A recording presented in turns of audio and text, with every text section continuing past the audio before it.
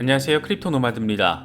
미국 연준이 금리 인상 속도 조절에 나설 거라는 기대감에 미국 증시가 이틀 연속 상승 마감했습니다. 지금의 반등세가 일시적인 건지 억토버의 시작을 알리는 것인지도 머지않아서 결정될 것으로 보입니다. 비트코인은 2만 달러 위에 올라선 모습을 보이면서 나름의 지지 테스트를 이어가고 있습니다. 지금의 지지라인을 잘 받아주고 2만 1000달러를 돌파할 경우에 조금 크게 봤을 때는 3만 달러 랠리도 가능하다, 이런 분석도 나오고 있습니다. 분위기 전환은 어느 정도 확실히 되고 있는 것 같은데 과연 이게 일시적인 건지 상승 전환의 시작점을 알리는 건지 주목되고 있습니다. 이번에 시장에 이렇게 상승 동력을 불어넣은 것은 미국의 노동시장이 수축되는 양상을 보였기 때문입니다. 지난 8월 한 달 동안의 구인 건수가 공개가 됐는데 이게 100만 건 넘게 감소한 것으로 나타나면서 노동시장이 위축되고 있다. 그래서 연준이 계속 고강도 긴축을 하지 못하게 될 것이다. 이런 기대감이 시장에 자리하게 된 것으로 바라볼 수가 있습니다. 물론 연준 인사들의 금리 인상 의지 여전한 상황인데 한국 시간으로 이번 주 금요일 밤에 발표되는 미국의 실업률 상황이 지금의 분위기가 어느 방향성을 갖게 될지 나름의 교통 정리를 해주게 될 것으로 보입니다. 뭔가 분위기가 반전 양상이 보이는 상황에서 긍정적인 소식들도 더해지고 있습니다. 비트코인의 진심인 피델리티가 이더리움 인덱스 펀드를 출시했다, 이런 소식과 더불어서 러시아 정부가 국제 무역결제 거래에 있어서 암호화폐 결제를 완전히 수용하는 방안까지도 검토하고 있다, 이런 소식도 더해졌습니다.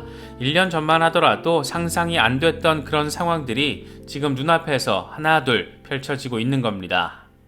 리플 소송과 관련해서도 다소 재미있는, 조금 웃긴 속보 상황이 전해졌습니다.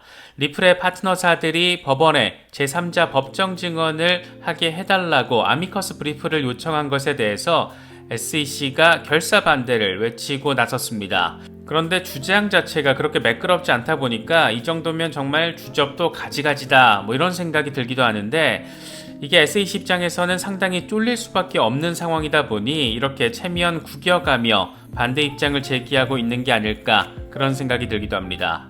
이렇게 억토버가 오고 미드텀 랠리가 시작되고 크립토 스프링이 다시 오는 것이면 참 좋겠다, 그런 생각을 자꾸 하게 되는 것 같습니다. 일단 지금 상황 자체는 긍정적인 분위기 보이고 있으니까 여러 소식들 잘 참고하시면서 시장 대응하실 수 있으면 좋겠습니다. 본격적인 시작에 앞서서 좋아요와 구독 또 알림 설정 꼭 부탁드리겠습니다. 영상 제작에 아주 큰 도움 된다는 말씀 함께 드립니다. 그럼 시작하겠습니다. 먼저 비트코인 상황입니다. 비트코인은 다시 2만 달러 위에 올라서서 이 구간에 대한 지지 테스트를 벌이고 있습니다. 2만 달러를 지지 라인으로 전환하고 추가적인 반등세를 확인할 것인지 여부가 1차적인 관전 포인트라고 할 수 있습니다. 공포 탐욕 지수는 하루 전보다 5포인트 오른 25를 기록하면서 극단적인 공포 단계가 이어지고 있습니다. 거의 공포 단계 턱 밑까지 와 있는 상황인 만큼 투자 심리의 추가적인 개선에 대한 기대감 안기는 부분입니다. 비트코인 도미넌스는 소폭 상승해서 42% 돌파 시도를 하는 모습을 보여주고 있습니다. 비트코인의 흐름과 관련해서 익명의 분석가 머스타쉬의 경우에는 비트코인이 일간 차트를 기준으로 하락 채널 안에서 흐름을 이어가고 있는데 지금 채널 중간 위로 올라섰다라는 점을 강조하며 추가적인 반등 전망을 제시했습니다. 다음 목표 지점으로는 21,500달러, 여기까지 뚫어낼 경우에는 28,000달러에서 3만 달러 랠리 가능성을 언급했습니다. 스탁머니 리잘드의 경우에는 비트코인이 라운딩 바닥 패턴을 형성하고 있다라면서 반등 랠리 가능성을 언급했습니다. 통상 이 패턴의 경우에 둥근 그릇 모양의 상단이 저항선으로 작용하다가 여기가 뚫리면 강한 상승 랠리를 펼치고 나는데 지금 비트코인은 6시간 차트를 기준으로 이 바닥의 오른쪽 구간으로 접어들기 시작했기 때문에 10월 한 달 동안 오른쪽 바닥 구간을 완성하고 이후 11월로 접어들면서 상단 저항을 뚫어내고 그렇게 연말까지 랠리를 벌이게 될 것이다, 이런 얘기를 지금 하고 있는 겁니다.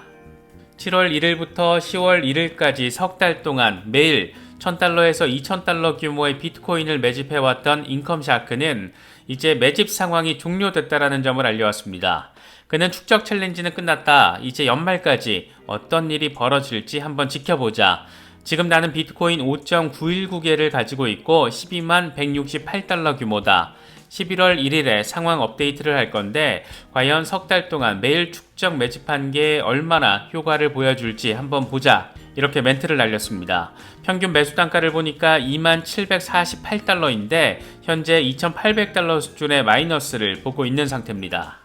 이 양반은 미드텀 랠리와 관련해서는 완전 확신범이고 1차적인 매도 구간을 34,000달러, 2차적인 매도 구간을 4만달러 부근으로 바라보고 있고 이 정도로 정점을 찍은 뒤에 연말에 폭락한 뒤에 한동안 시장을 떠나 있을 것이다. 이렇게 밝혀왔습니다. 과연 이런 부분이 얼마나 적중할지 정말 많이 참 궁금한 지점입니다.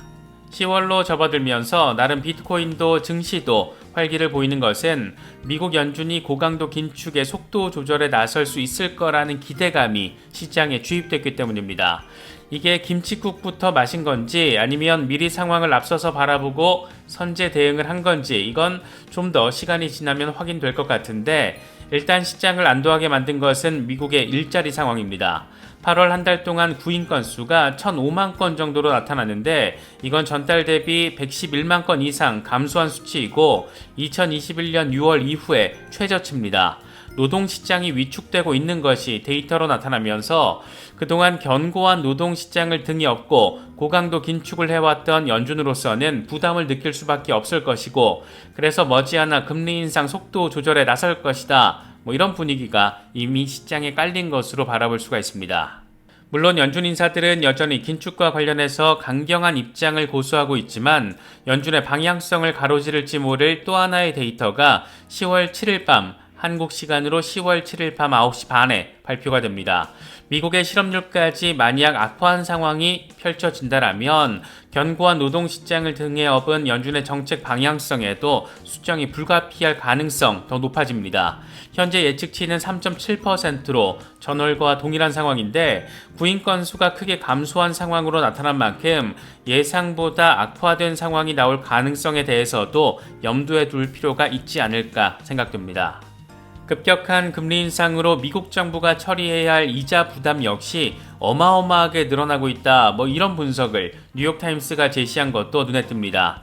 금리 올려서 서민 경제 파탄 내고 국가 재정까지 파탄 낼 수 있는 그런 상황에 대한 설명을 하는 건데 참 어렵긴 어려운 상황입니다. 뉴욕타임스는 팬데믹으로 정부 부채가 사상 최대를 기록했을 때도 일부 정책 위반자들은 감당 가능할 거라고 예상을 했지만 금리가 오르면서 국가 부채에 대한 부담이 시간이 갈수록 커지고 있다라고 보도했습니다. 미국 연방정부는 금리 인상 결과에 따라서 앞으로 10년 동안 이자 부담이 1조 달러 정도 추가될 가능성이 있는 것으로 추산되고 있는데 금리가 지난 5월 미국 의회 예산처의 전망보다 1%포인트만 더 올라도 2029년 미국의 이자 비용 부담이 미국의 국방비를 넘어설 수 있다라고 뉴욕타임스는 설명했습니다. 정말 바라보고 있으면 지금 아주 골 때리는 상황이 미국에서 벌어지고 있고 그 여파에 미국 연방정부 재정도 흔들, 미국 밖에 사는 우리 같은 개미들의 지갑도 흔들, 그런 흔들흔들 상황인 겁니다. 이게 또 바이든 대통령이 10년 동안 재정 적자를 1조 달러까지 줄이겠다 이렇게 약속을 한 것도 있어서 31조 달러 국가 부채, 이 정치적인 문제로도 비화될 가능성이 상당히 높습니다. 결국 인플레이션이 일시적이라고 멍 때리다가 뒤늦게 금리 인상 타령만 하면서 세계 경제 흔들어대고 있는 미국 연준의 무능과 답답함에 어느 정도 이 제동이 걸리지 않겠느냐라는 전망은 이런 것들을 통해서도 힘을 조금은 더 받고 있는 그런 모습입니다.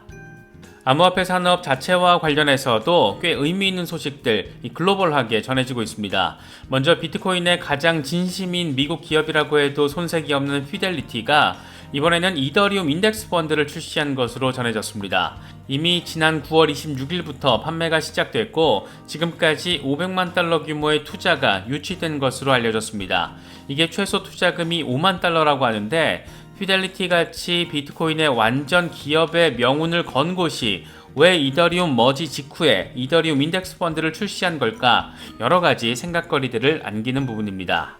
또 하나는 러시아에서 전해졌는데 러시아 재무부가 국제 무역 거래에서 비트코인을 포함한 모든 암호화폐를 활용한 결제에 대해서 제한 없는 완전 수용 정책을 검토하고 있다라고 비트코인 매거진이 보도했습니다. 이번에도 멘트를 날린 것은 이반 체베스코프 재무부 금융정책국장인데, 이 양반은 모든 산업 분야에서 국가 간 결제에 암호화폐를 제한 없이 활용할 수 있도록 지원할 것이다. 국제 무역 거래에서 암호화폐 결제를 적극적으로 활용하기 위해서는 인프라가 필요하다. 재무부의 암호화폐 도입 검토는 시민의 이익을 보호하기 위한 것이다. 이렇게 설명을 했습니다. 이에 대해서 비트코인 매거진은 러시아 중앙은행은 암호화폐 산업에 대한 광범위한 규제 조치를 취하고 있어서 재무부와 의견 차이가 있다라고 설명을 했습니다. 이게 당초에 비트코인을 중심으로 재무부와 중앙은행이 쇼부를 봤다, 이 정도 수준으로 이야기들이 전해지곤 했었는데, 모든 암호화폐를 사용한 국제결제를 전면적으로 허용한다는 것은 꽤나 전폭적인 입장 변화라고, 강화라고 할 수 있을 것 같습니다. 기존 국경 간 결제의 상징인 스위프트조차 이 블록체인 기반의 송금 방식으로 전환 시도를 하고 있는데, 스위프트에서 쫓겨난 뒤에 러시아가 직접 블록체인 기반의 국경 간 결제를 허용하며 스위프트를 대체하고 있다라는 점, 다시 바라봐도 참 아이러니한 상황이 아닐까 생각되기도 합니다. 암호화폐 데이터 분석 기업 토큰 매트릭스의 애널리스트 빌 노들이 코인텔레그래프와 인터뷰한 내용도 눈에 띄는데, 그는 크립토 스프링은 버틸 수만 있으면 반드시 온다. 거시적 긴축 사이클 동안의 암호화폐 시장은 다른 모든 자산 시장과 마찬가지로 약세를 면하지는 못할 것이다. 다만 긴축 사이클이 끝나면 암호화폐는 돈의 미래가 돼 있을 것이다. 이렇게 강조를 했습니다. 그러면서 암호화폐 기술 분석에서는 유연한 접근이 중요하다. 한 가지 방법론에만 얽매여서는 안 된다. 투자에 있어서는 감정 컨트롤이 중요하고 공부가 수반돼야 한다. 감정적인 투자자들일수록 일일 거래보다 장기 투자를 권장한다. 이렇게 설명하기도 했습니다. 개인적으로는 마지막 이 문장이 꽤 많이 와닿는 것 같습니다.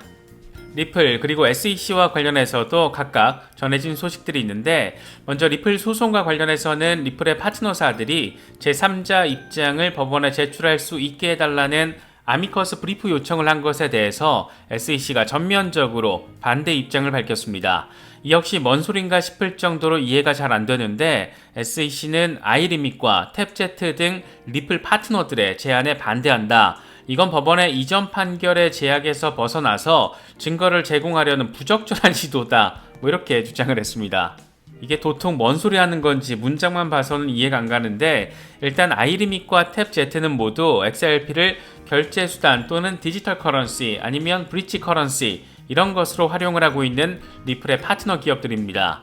SEC는 리플을 상대로 소송을 내면서 XRP는 사용 사례가 없다, 유틸리티적 가치가 없다, 이런 희한한 소리를 소장에 적시하기도 했었는데, 리플 파트너들이 나서서 직접적으로 엄청 XRP 유틸리티적 성격 강하고 혁신적인 수단으로 잘 사용하고 있다, 이런 말을 지금 법원에서 증언을 하겠다라는 거니까 SEC 입장에서는 기겁을 할 수밖에 없는 그런 상황으로도 바라볼 수가 있습니다.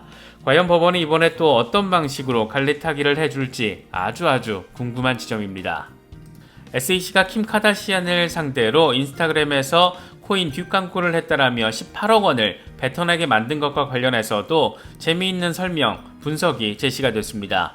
전직 SEC 변호사가 폭스 비즈니스 기자에게 밝힌 내용인데, 핵심은 이렇습니다. 갠슬러에게 있어서 SEC가 코인 사기로부터 투자자들을 보호한다는 점을 공개적으로 보여주기 위해서 아주 쉬운 타겟으로 킴 카다시안을 설정한 것이다. 갠슬러의 목표는 SEC가 CFTC와 마찬가지로 동등한 법적인 권한을 가지고 있다는 것을 보여주기 위한 것이다. 이런 내용입니다. CFTC 중심의 암호화폐 규제권 논의가 이루어지고 있는 상황에서 우호적인 여론을 조성하겠다라면서 이 킴 카다시안이라는 아주 매우 대중적인 여성 셀럽을 희생양으로 삼았다라는 겁니다. 우리의 문어대가리는 진짜 비열하다 못해서 저열하다, 이런 생각이 드는 건 괜히 기분 탓만은 아닌 것 같습니다. 많은 소식들이 전해지고 있습니다. 여러 소식들 잘 참고하시면서 시장 대응하실 수 있으면 좋겠습니다. 이번에 준비한 영상은 여기까지입니다. 영상이 도움이 되셨다면 좋아요와 구독 또 알림 설정 꼭 부탁드리겠습니다. 영상 제작에 아주 큰 도움 된다는 말씀 함께 드립니다. 언제나 성투하시기를 기원하겠습니다. 시청해주셔서 감사합니다. 지금까지 크립토 노마디였습니다.